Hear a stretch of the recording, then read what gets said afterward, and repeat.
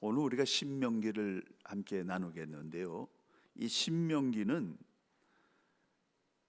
광야에서 만나를 먹고 자라난 출애굽 2세대인 만나 세대들이 가나안 정복 전쟁을 위해서 요단강을 건너기 직전, 그들이 머물고 있는 요단강 근처 모압 평지 아라바 광야에서 2달 동안 총 4번의 모세의 설교를 듣게 됐는데, 요거를 만나 졸업식 설교다, 그렇게 정리를 하기도 합니다.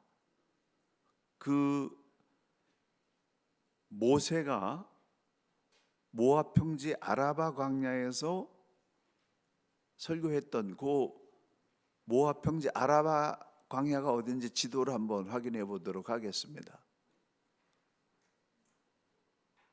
지도가 없군요. 아쉽습니다.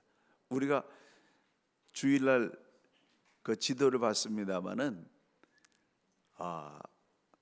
갈릴리 호수가 있고, 그 다음에 요단강이 쭉 흘러서 뭐가 이상한 거예요? 지금 분위기가 좀 이상하네요.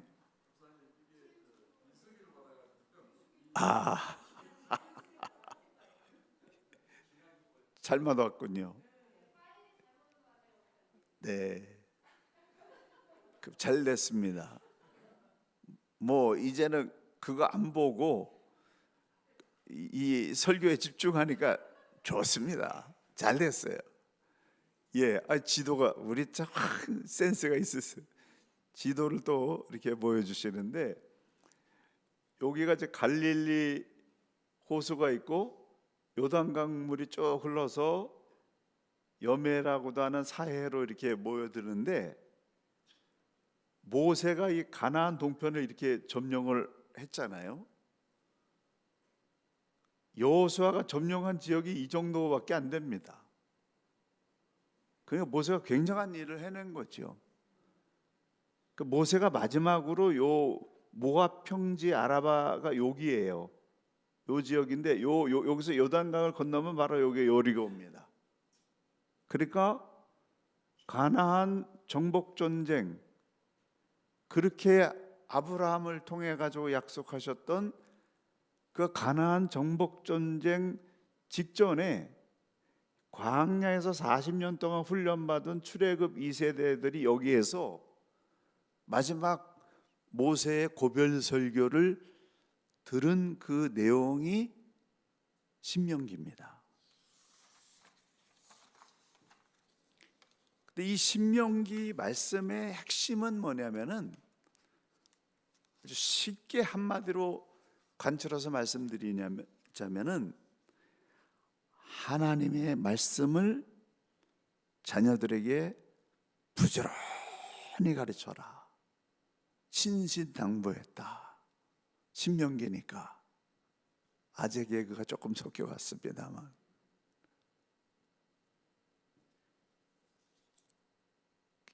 이 하나님께서 시내산에서 십계명을 주시고 온갖 율법을 주시고 하나님 백성 이렇게 살아야 된다라고 하는 걸 40년 동안 만나 세대가 교육을 받았는데, 그 말씀대로 살면 너희들은 반드시 가나안 땅을 정복하고 하나님이 주시는 복을 누릴 거다.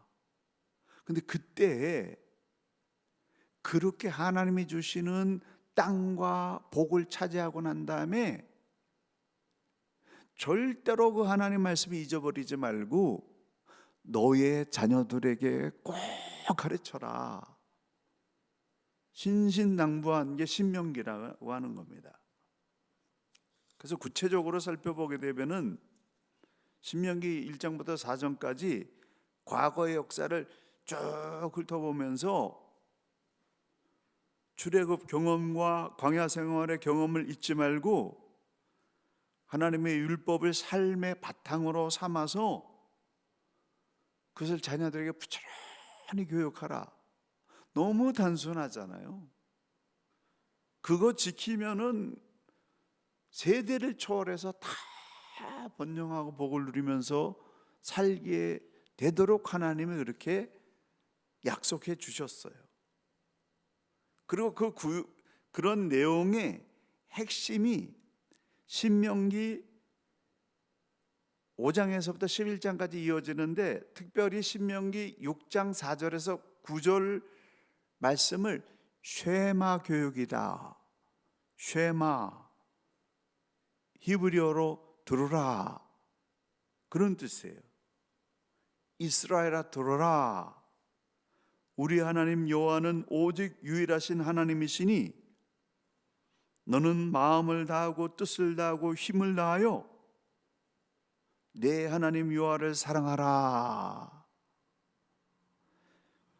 이스라엘 백성들에게 신신당부한 그 교육의 핵심이 쉐마인데, 이 쉐마의 핵심은 뭐냐면 여호와 하나님을 사랑하라. 다 해결된다는 거예요. 여호와 하나님 사랑하는 일에 승리하면 우리와 함께 하셨고 너희와 함께 하셨고 앞으로 너의 자녀들과 함께 하실 하나님을 믿고 그 하나님을 사랑하는 일에 마음을 다하고 뜻을 다하고 힘을 다해라. 마음은 인격이 자리하는 곳입니다. 성품은 영혼 혹은 생명을 뜻합니다. 힘은 활동력을 뜻합니다. 하나님을 사랑하되 전 인격적으로 생명을 바치듯이 힘을 남김없이 사랑해라. 쉽습니까? 어렵습니까? 내용은 너무나 심플하고 쉽습니다. 근데 우리가 자꾸 잊어버려서 문제죠. 그래서 하나님 앞에서 단순해질 필요가 있어요. 하나님을 전심을 다해서 아주 심히 진액이 빠질 정도로 하나님만 사랑하는 그 일에 성공하면 하나님이 책임져 주신다는 거예요. 할렐루야. 하나님 정말 그렇게 역사하시잖아요. 다른 거 못해도 하나님 사랑하는 일에 우리가 전심을 다하면 자존감을 가져도 돼요. 하나님이 그렇게 하라고 하셨기 때문에 하나님이 책임져 주신다.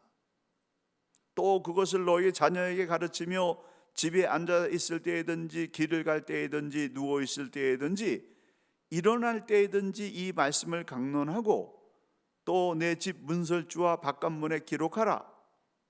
그리하면 여호와께서 너의 조상들에게 주리라고 맹세하신 땅에서 너희의 날과 너희 자녀들의 날이 많아서 하늘이 땅을 덮는 날과 같으리라. 번영을 그냥 그냥 한 단편으로 주시는 게 아니라 영구히 주시겠다. 저는 이 약속을 믿습니다. 그래서 저도 잘 되고요, 제 자녀와 후손들도 잘 될 줄 기대하고 있어요. 그래서 그 기대감이 얼마나 신나는지 몰라요. 그래서 저는 기도해요. 솔직히 하나님, 내가 은퇴하고 구질구질하게 살고 싶지 않습니다. 멋지게 살게 해주세요. 꾸면서 사는 게 아니라 꾸어주면서 베풀면서 목사가 늘 얻어먹는 그런 삶이 아니라 적어도 3번 얻어먹으면 한 번은, 요새는 바뀌어가지고 한 번 얻어먹으면 한 번 사줄 수 있고, 내가 안 얻어먹어도 우리 후배들한테는 제가 마음껏 좀 사줄 수 있는 그런 삶을 살게 해주세요. 근데 하나님이 또 주시더라고요. 그 믿음대로 되는 거예요. 말하는 대로 되는 거고. 그래서 여러분, 이왕이면요, 하나님을 믿고 인생을 잘 견고하게 만들어서 베풀면서 살아가는 그런 복을 누리시기를 간절히 축원합니다. 제 친구 중에 한 분이 비슷하게 출발했는데요. 이분이 그런 기도를 노년에 했어요. 하나님, 제가 구질구질하게 살고 싶지 않아요. 아주 그냥 전 세계를 돌아다니면서 마음껏 베풀면서 살게 해주세요. 그렇게 기도하시는 분인데, 이분은요, 내가 보기에는 그 재벌 갑부처럼 사세요. 씀씀이가. 아니 어떻게 저렇게 살지? 몇 억은 쌓아놓고 사는 것 같아. 그냥 뭐 최고로 살아요. 어떻게 살지? 근데 그분이 뭐 개인적으로 많이 가지고 있는 것도 아닌데 그렇게 베풀면서 살더라고요. 그렇게 기도하고 그렇게 베푸니까 또 재물이 오는 걸 보면서 저도 그렇게 기도하는 겁니다. 지사하게 살지 않게 해달라고. 그렇게 못할 이유가 뭐가 있어요? 하나님 그렇게 약속하셨는데, 하늘이 땅을 덮음과 같이 너의 날이 길 것이고 땅을 차지할 것이고 번영하게 해줄 거다. 하나님을 사랑하면 그렇게 해주시겠다는데요. 그래서 저도 아멘으로 받고 계속 기도 중에 있습니다. 좋은 역사가 계속 일어날 줄 아주 그냥 크게 기도하면서 살고 있습니다. 다시 곁길로 갔다가 돌아가서 모세가 출애굽 2세대 만나 세대에게 가르치는 핵심 내용이 뭐예요? 하나예요. 하나로 압축돼요. 하나님을 사랑하라. 이거가 어마어마한 능력인 거예요. 이거로 인생 다 해결되는 거예요. 하나님을 사랑하는 일에 성공하게 되면 인간 사랑, 또 인간관계 형통, 자존감, 재물이 열리고 관계가 열리고 만물과 교통하는 지혜와 지식과 명철을 하나님 부어주시고 된다 이겁니다. 그래서 그 은혜를 받아가지고 하나님 사랑하는 이 사랑을 이 만나 세대인 다음 세대에게 부지런히 가르쳐라. 그러면 우리 계속 산다. 신신당부하고 있습니다. 오늘 우리에게도 이 자녀 교육의 핵심이 뭐가 돼야 됩니까? 뭐가 돼야 돼요? 하나님 사랑하라. 이거 성공하면요, 그 자녀가 어떤 위치에 있느냐, 뭘 이뤘느냐 중요하지 않습니다. 하나님 사랑하는 자녀가 되게 되면 다 되게 돼 있어요. 이 간증하고 싶은 게 많은데 시간이 없기 때문에 넘어갑니다마는, 자녀가 하나님을 사랑하도록 하는 일에 성공한 사람은 성공한 인생이에요. 뭐가 성공한 인생입니까? 그 자녀를 하나님을 사랑하도록 만드는 그런 일에 승리했다고 하면 성경적으로 봤을 때 대성공한 인생이에요. 돈 없어도 무슨 업적 많이 일어나지 않아도 하나님 편에서 볼 때는 성공한 인생이라는 거죠. 성경이 그렇게 약속하는 겁니다. 반대로 하나님 사랑하는 것이 실패된다고 한다면은 다른 모든 것들이 다 불안한 것입니다.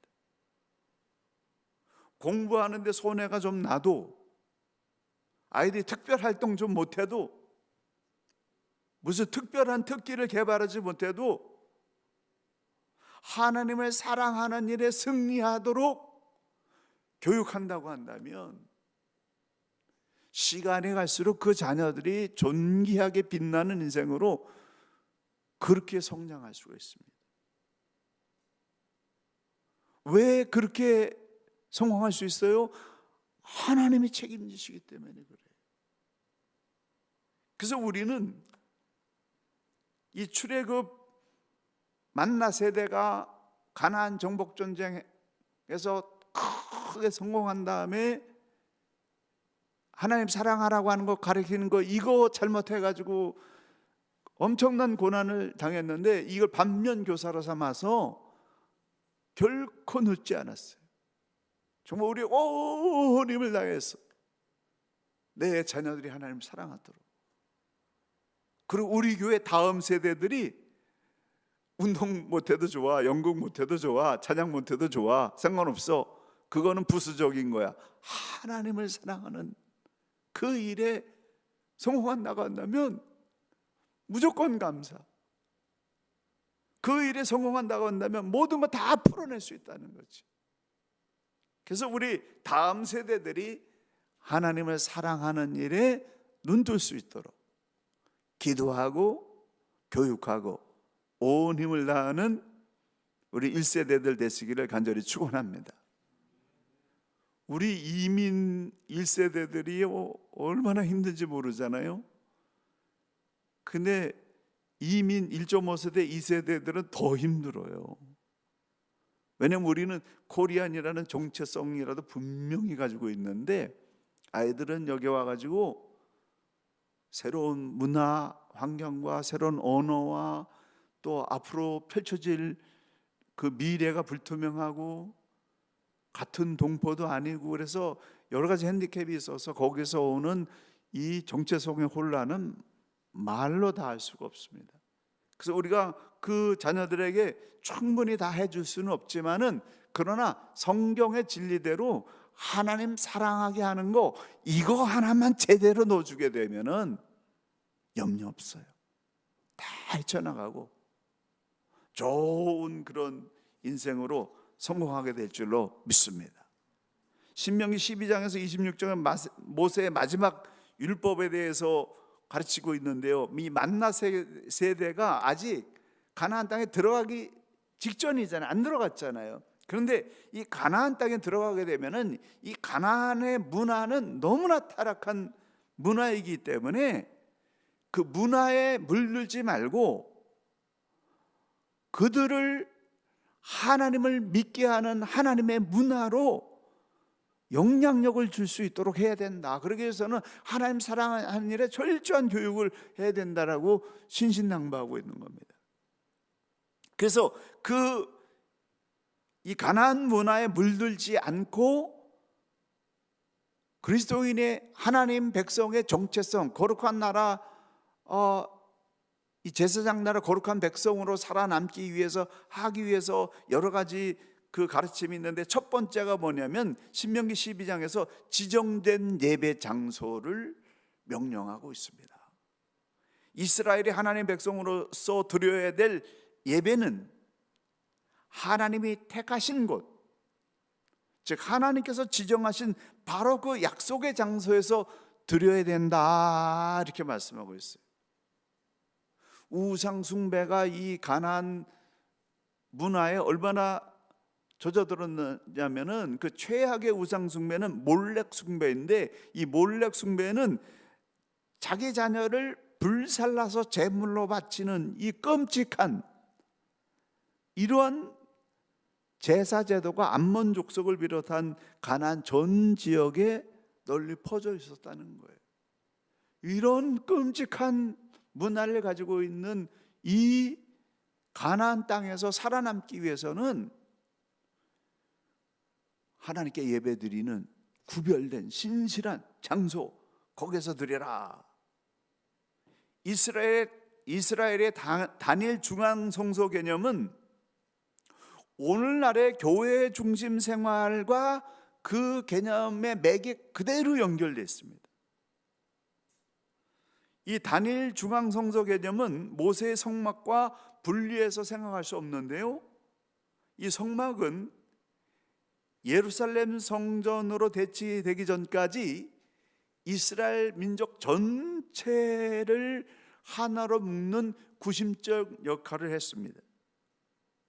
그런데 이스라엘이 가나안 정복 후에 여호수아가 실로의 성막을 안치하고 성소의 단일화를 추구했는데, 이 실로의 성소 단일화는 엘리 제사장 때 그때까지 명맥을 그런 대로 유지하다가 아벡 전투에서 블레셋에 의해서 실로가 완전히 파괴되고 폐허가 되고 법궤를 빼앗기면서 예배 중심점을 잃어버리게 되고 지옥의 산당에서 예배드리는 그런 일들이 일어났습니다.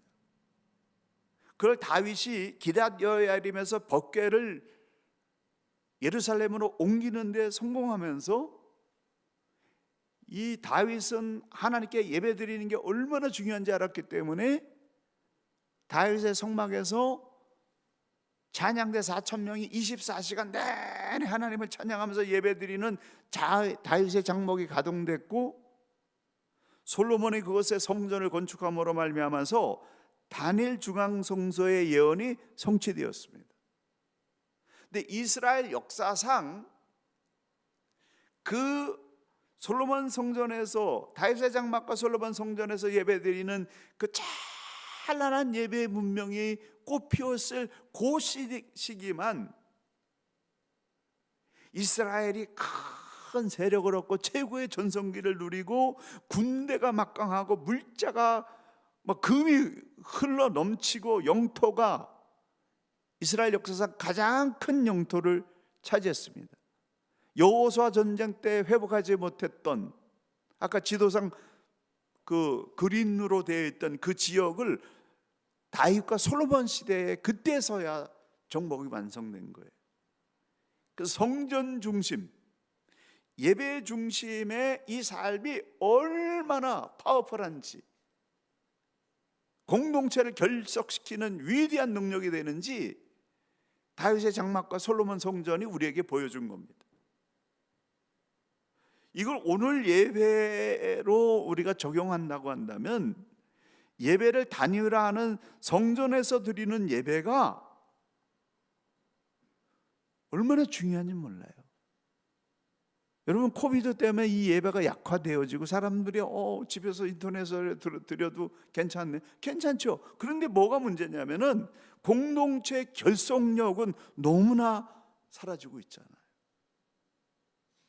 개교의 신앙적인 결속력, 파워풀한 초자연적인 하나님의 능력을 체험하기 위해서는 같은 시간, 같은 장소, 같은 예배를 드리는 성전 중심, 예배 중심의 신앙생활이 필요하다는 거예요.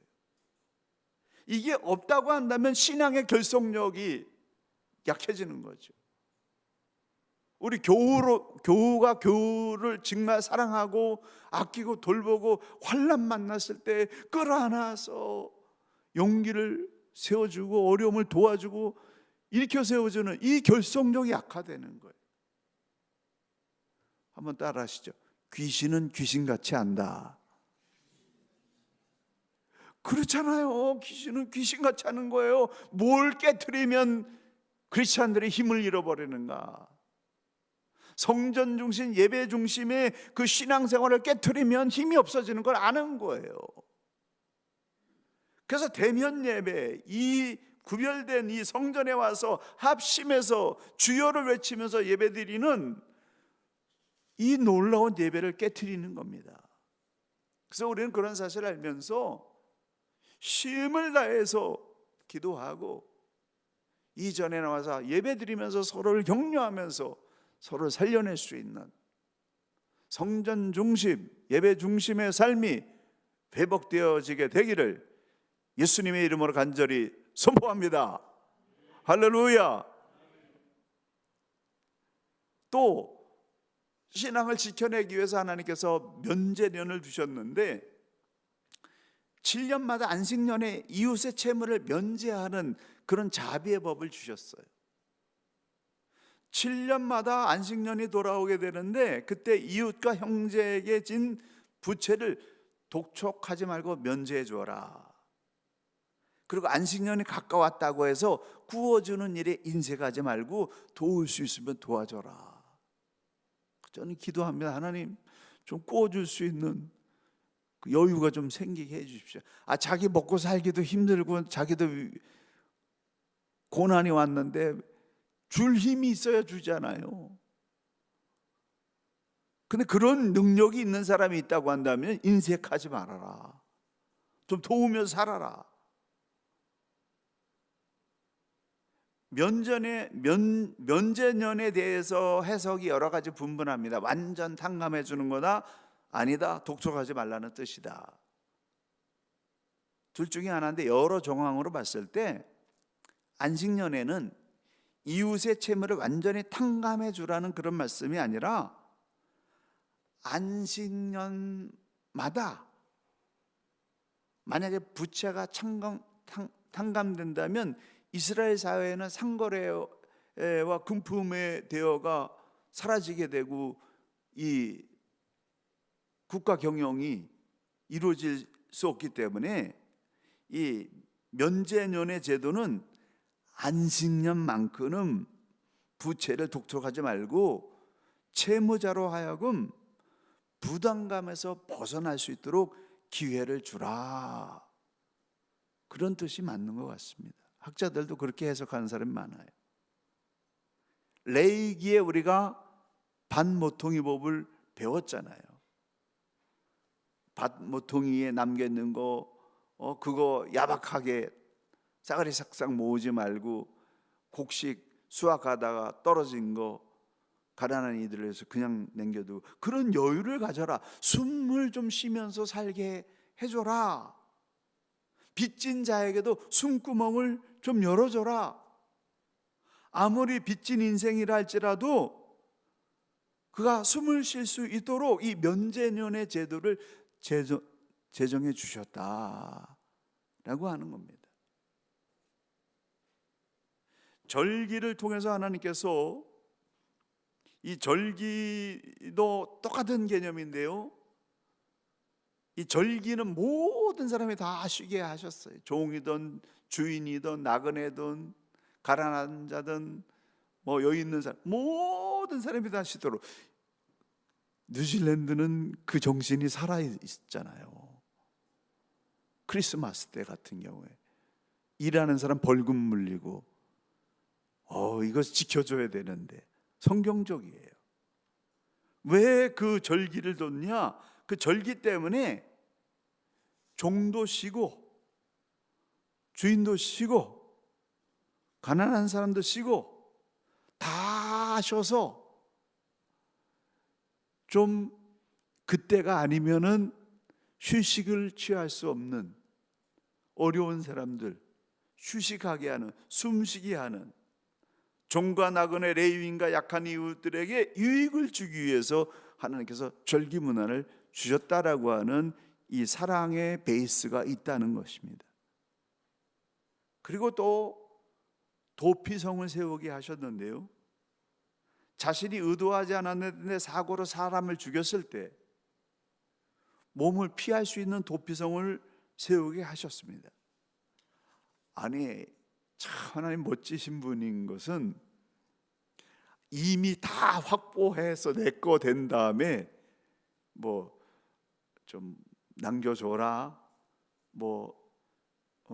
빚 탕감해줘라, 도피성 세워라 이러면은 세우기 어려울 텐데, 아직 아무것도 확보되지 않았는데 내가 줄 테니까 너희가 받게 되면은 넉넉하게 좀 주어라. 그리고 본의 아니게 사고 친 사람도, 이 살인이 인간의 그 범죄 중에 가장 큰 범죄인데, 그것도 신중하게 하기 위해서 이 도피성을 세워라, 그렇게 말씀하셨어요. 이 도피성은 레위인들이 48개 성읍으로 흩어져 있는데 그 중에 6개를 선택해서 도피성을 세웠습니다. 가나안 동편의 3곳, 베셀, 기럇 라못, 골란, 또 요단강 서편의 3곳, 게데스, 세겜, 헤브론, 이곳에 세워서 이 살인 죄를 져서 중벌을 받아야 되는 그러한 심각한 죄인이라 할지라도 억울함 당하지 않도록 신중하게 판결받을 수 있도록 이 도피성 제도를 하나님이 두셨다. 정말 인격적인 하나님이라고 하는 걸 보게 됩니다. 그리고 토지 소산과 11조를 올바르게 사용하도록 규정해 주셨는데, 하나님께서 가나안 땅에 살게 될 때 농사를 지어서 추수한 것의 11조를 하나님 앞으로 가져오라고 명령하셨습니다. 지금은 여러분이 못 지켜도 상관없어요. 근데 앞으로 이제 하나님이 주실 거 생각하면서, 하나님 앞으로 내가 계산을 초월해 가지고 하나님이 주시는 거 있다면 여기서 11조 떼야 되겠다, 그 마음은 좀 품고 이 말씀을 들었으면 좋겠어요. 왜냐하면 이스라엘 백성들의 이 가나안 땅 아직 차지하지 않았는데 내가 땅 줄 거야, 너희가 거기서 곡식 심어가지고 풍성하게 얻을 거야, 그렇게 얻게 될 때 11조 바쳐라, 이렇게 말씀하셨다는 거죠. 근데 그 11조는 고아와 과부와 객과 레인과 함께 더불어 살게 하기 위해서 11조를 내게 하셨습니다. 모든 사람을 책임지는, 너만 사는 게 아니라 사회의 공동체에 이루어서 경제가 발생될 수 없는 그런 사람을 공동 책임을 다 지면서 함께 더불어 살게 하기 위해서 긍휼과 자비의 제대로 11조를 내게 하셨다는 거죠. 경주의 채부잣집 얘기를 여러분이 많이 다 알고 계실 겁니다. 이 경주의 채부자, 제가 경주 채씨라고 하는 얘기를 하면은 자랑이 될 것 같습니다만은, 아무튼 우리 최자은 권사님은 해주 채씨라고 그러시네요. 이 경주의 채부자가 17세기서부터 20세기 중반까지 300년 동안에 12대가 대대손손이 그 가훈을 이어서 그 가훈을 지켰는데, 그 가훈의 여러 가지 내용 중에 참 성경하고 여러 가지로 일치하는 내용들이 있어요. 1년에 만석 이상 재산을 모으지 마라, 흉년에 남의 논밭 사지 마라, 집에 온 손님 융숭하게 대접해라, 사방 백리에 사는 사람 굶어 죽지 않게 해라. 이게 정말 가슴에 와닿는 거죠. 근데 이 사람들이 성경의 원리를 알고 했다고는 볼 수 없어요, 그 시대에. 그런데 이분들의 정신이 성경의 정신하고 맞아 떨어지니까 이렇게 300년을 부자로서 백리 이내의 사람들을 먹여 살리는 그런 일을 했습니다. 왜 우리는 못하겠어요? 하나님을 믿는 우리는. 그래서 여러분 중에서, 여러분 다 저를 포함해서 마음을 크게 가질 필요 있어요. 기도를 아주 크게 할 필요 있어요. 하나님, 재물 주십시오. 저 100리 안에 40리 안에 굶어 죽는 사람 없게 돌볼 수 있을 만큼 그렇게 살고 싶습니다.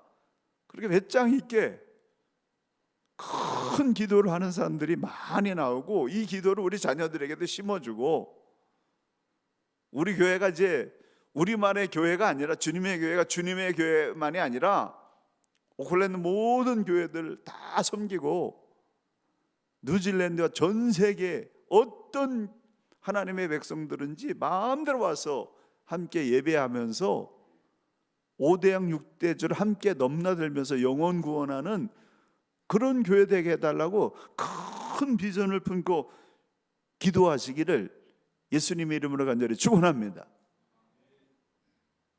하나님 그렇게 약속해 주신 거예요. 받은 다음에 한 게 아니에요. 내가 줄 거다. 그리고 그거 받아서 그렇게 자비를 베풀며 살아라, 그렇게 말씀하셨는데 우리에게도 그런 일이 올 거예요. 여러분의 인생 가운데도 계산을 뛰어넘어 하나님이 부어주시는 그런 축복이 올 줄로 믿습니다. 그때 인색하지 마세요. 그때 원리대로 사세요.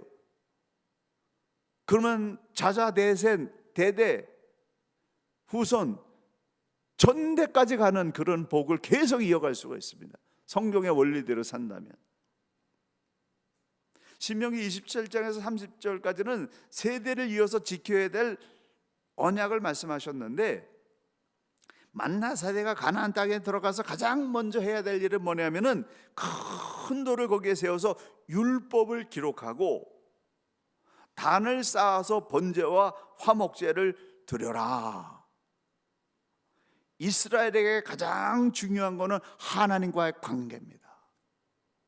하나님과의 관계를 튼튼히 하고 이걸 중단시키지 않기 위해서 말씀을 가르치고 예배를 드리는 말씀과 교육, 이 두 가지가 이어나가게 될 때 하나님의 관계가 계속 이어지는 거예요. 하나님의 관계가 이어지느냐 끊어지느냐, 이거는 신명기 28장의 축복과 저주를 가르는 그러한 생명력 기준입니다.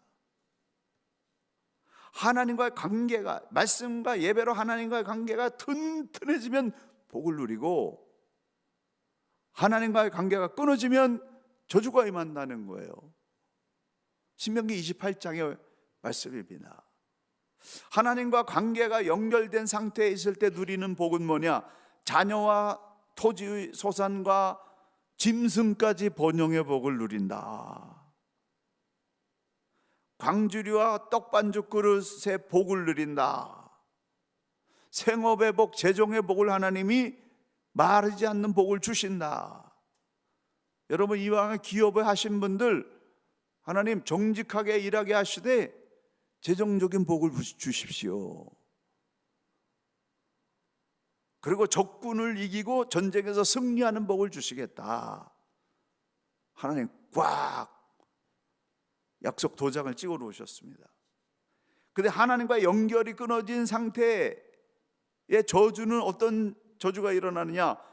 광주리와 떡반죽 그릇이 저주를 받고 폐병, 열병, 연병, 학질, 한재 등의 저주가 임하고 적군에게 패하고 압제를 당하고 자녀가 포로로 잡혀가고 살던 곳에서 뽑혀서 흩어지는 저주가 임한다. 이렇게 말씀하셨습니다. 그러니까 신명기의 핵심이 뭐라고 그랬어요? 하나님을 사랑하는 거예요. 근데 하나님을 사랑해서 하나님과 통하게 되면은 인간관계가 통하고 재물하고 통하고 만물과 통하는 역사가 일어납니다. 여러분에게 막히는 부분이 뭐가 있습니까? 막히는 부분이 있다면 기도로 뚫어내야 돼요. 기도하면 믿음이 생겨요. 그리고 하나님이 그것을 해결할 수 있는 창의적인 지혜와 명철과 지식을 주시기 때문에 혈맥을 뚫어내는 역사가 일어나는 겁니다. 한번 따라 하시죠. 하나님과 통하고 사람과 통하고 재물과 통하고 만물과 통하는 인생 되게 해 주시옵소서. 기도 제목이죠. 믿음으로 해보세요. 혈맥이 뚫리듯이 인생이 열리는 역사가 일어날 줄로 믿습니다. 그러한 믿음으로 모세가 신명기 32장에서 모세의 노래를 부릅니다. 모세가 40년 동안 하나님의 종으로 이스라엘의 지도자로서 이 두 가지의 삶을 정리하면서 자신의 후계자로 여호사를 세우고 그를 격려하면서 이스라엘에 행해야 될 율법을 강조하는 그런 내용의 모세의 노래가 신명기 32장에서 노래하고 있습니다. 불셀출의 영웅 모세가 삶을 마감하면서 이스라엘 역사 광야 시대가 막을 내리고 여호수아와 함께 가나안 새로운 세대의 역사가 쫙 열리는데, 그 모든 내용들을 담아가지고 모세가 하나님을 노래하면서 그의 삶을 마무리하는 것이 신명기 32장이고, 그리고 그 내용이 시편 90편에 모세의 노래로 그렇게 기록되어 있습니다. 그래서 시편에서 가장 오래된 그러한 시편이 시편 90편, 모세가 지은 모세의 노래입니다. 이 시가 장례식에서 가장 많이 인용되는 내용이에요. 왜냐하면 순식간에 사라지는 인생의 정체성을 리얼하게 시편 90편에서 적어놨기 때문에 그렇습니다. 아침에 돋는 풀과 같이 지극히 짧은 순간에 살아가는 그 인생 삶에 집착하지 말고 우리를 영원까지 이끌어 주시고 축복해 주시는, 이 땅에서도 천국을 이루고 이 땅에서도 얼마든지 승리하면서 살게 하시지만은 그 삶의 결국에는 하나님 나라에 이르게 될 것이다. 하나님께 소망을 두고 살아라.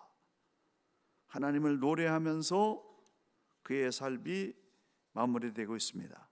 마지막 순간까지 하나님을 놓치지 않고 살았던, 현재를 충실하게 살지만 현재의 삶에 매이지 않는 그런 아름다운 마무리를 모세는 이루었습니다.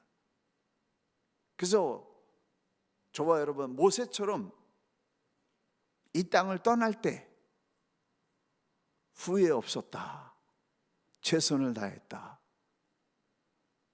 하나님을 위하여 완주했다 라고 선언하면서 아름다운 마무리가 될 수 있는, 그죠? 뭐 갈 때도 깨끗하게 머문 자리가 정말 깨끗한 아름다운 인생으로 사는 일에 승리하게 되시기를 예수님의 이름으로 간절히 축원합니다.